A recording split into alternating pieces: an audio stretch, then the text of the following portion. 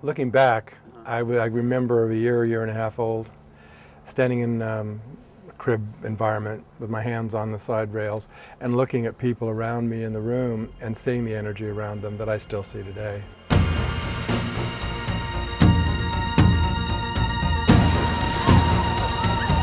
And I see this glow of energy, like the aurora borealis. Wonderful, colorful, sparkly, what you'd see in Star Wars or you'd see in the graphics in movies now.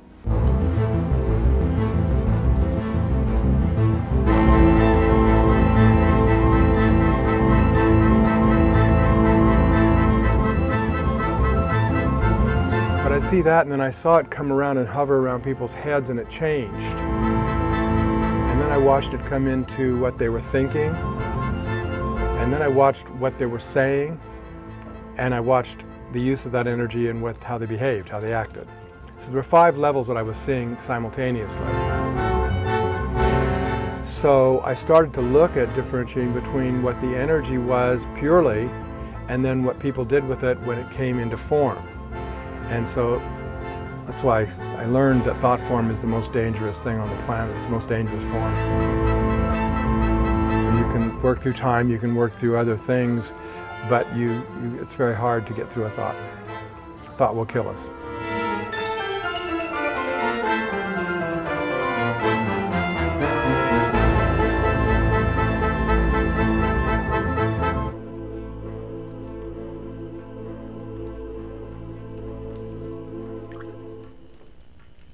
You know the typhus? I do, Mother. You know what they can do to you? Yes, Mother. You are not safe. People accept it. They accept the thought. Accept the pattern of thought. The doctor can tell you you're going to die in 3 months, and you do. You'll be in a wheelchair for the rest of your life. He's helped Oh, I'll walk again. No. I know I'll walk again. Let me tell you something, Ron. You will never walk again.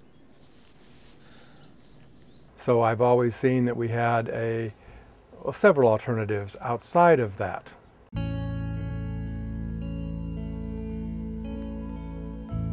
I have such a deep love and regard for artists because people who create at that level are tapping soul.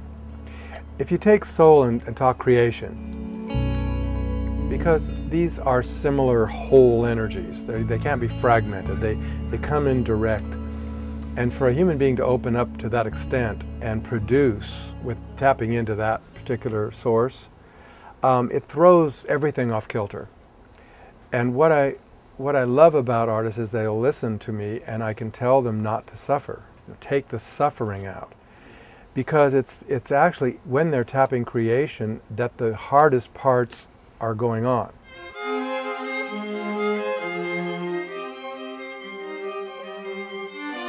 Depression, when people are in their worst feeling states, these lapses, when they're collecting and gathering information, that's the creative process. See, the printout, writing the script or writing or staying awake 24 hours, not eating and doing that to finish the picture, to finish the painting, that's a printout.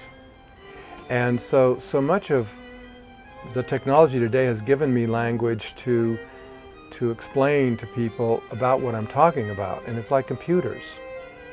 Computers store data and they're programmed to store it. Well, that's a lot of time and energy.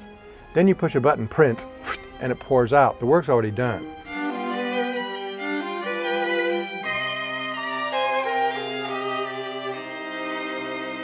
The human artist suffers through those, what they call dormant periods, when they're actually in creation. They feel dysfunctional, they'll be led to drink sometimes. Well, they've just had contorted lives. They'd go gone, their families, they lose everything, they lost their families, they moves off to the islands, and you wonder about the lives that people are tormented by to actually create the art they create.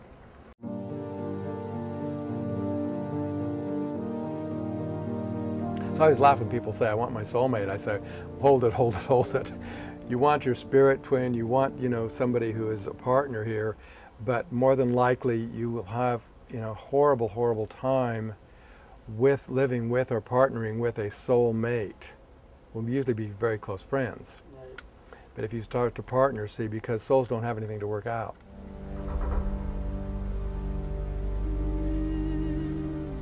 I can remember a face, God, it must have been 40 years ago. I was walking in an airport and looked across seas of people's heads.